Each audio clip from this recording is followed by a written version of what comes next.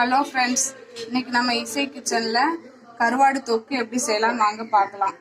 கருவாடு தொக்கு செய்ய தேவையான பொருட்கள் வாங்க பார்க்கலாம். நான் கருவாடு ஒரு 100 கிராம் எடுத்திருக்கேன். ஒரு மீடியம் சைஸ் 2 வெங்காயம், பெரிய வெங்காயம், ஒரு 4-5 தக்காளி கட் பண்ணி வச்சுருக்கிறேன், ஒரு 6 பல் பூண்டு தட்டி வச்சுருக்கிறேன், ஒரு 3 பச்சை மிளகாய், தாளிக்க தேவையான 1 ஸ்பூன் கடுகு, 1/2 ஸ்பூன் ஜீரகம், 1/2 ஸ்பூன் வெந்தயம், தேவையான அளவு எண்ணெய், ஒரு ஸ்பூன் சாம்பார் பொடி, 1/2 ஸ்பூன் வத்தப்பொடி, மிளகாய் பொடி, ஒரு கொஞ்சமா மஞ்சத்தூள். இப்போ வாங்க. இப்போ சட்டி காஞ்சிருச்சு, எண்ணெய் ஊற்றிக்கலாம்.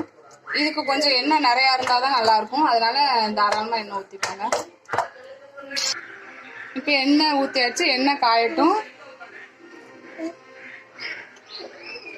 எண்ணெய் காஞ்சிருச்சு. இதில் வந்து கடுகு, 1/2 ஸ்பூன் ஜீரகம், 1/2 ஸ்பூன் வெந்தயம், இதை 3 போட்டுக்கிறேன். கொஞ்சமாக கருவேப்பிலை போட்டுக்கிறேன். கடுகு பொரிஞ்சிருச்சு. தட்டி வச்ச பூண்டு, 3 பச்சை மிளகாய் போட்டு ஃப்ரை பண்ணிக்கிறேன்.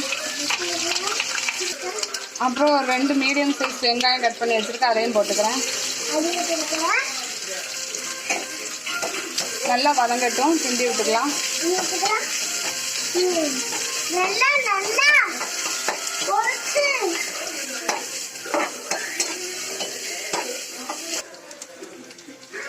இப்போ வெங்காயம் வதங்கிருச்சு.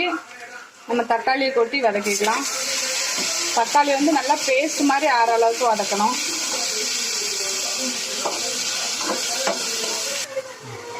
தக்காளி நல்லா வதங்கட்டும், கொஞ்ச நேரம் மூடி போட்டு மூடிக்கலாம். பேஸ்ட் மாதிரி வரணும். இப்போ தக்காளி நல்லா வதங்கி எண்ணெய் பிரிஞ்சு வந்துருச்சு. இப்போ வந்து நம்ம மசாலா பொடி சேர்த்துக்கலாம். 1 ஸ்பூன் சாம்பார் பொடி, 1/2 ஸ்பூன் மிளகாய் பொடி, கொஞ்சமாக ஒரு 1/4 டீஸ்பூன் மஞ்சள் தூள், 3 சேர்த்துக்கலாம்.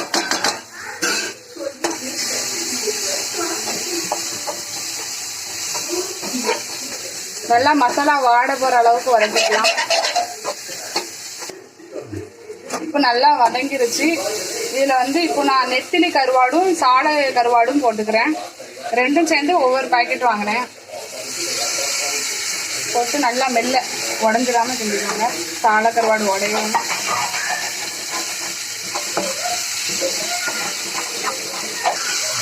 கருவாடுல உப்பு இருக்கும், அதை பார்த்துக்கோங்க.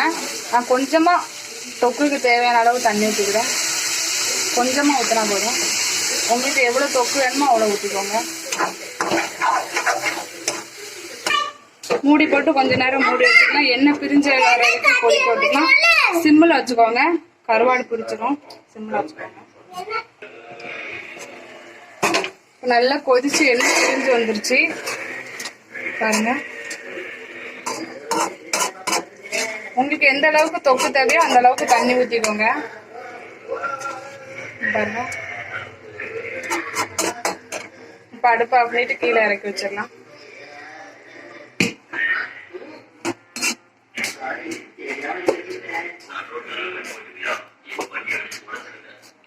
கொஞ்சமா 2 கருவேப்பிலை பிச்சு போட்டுக்கலாம்.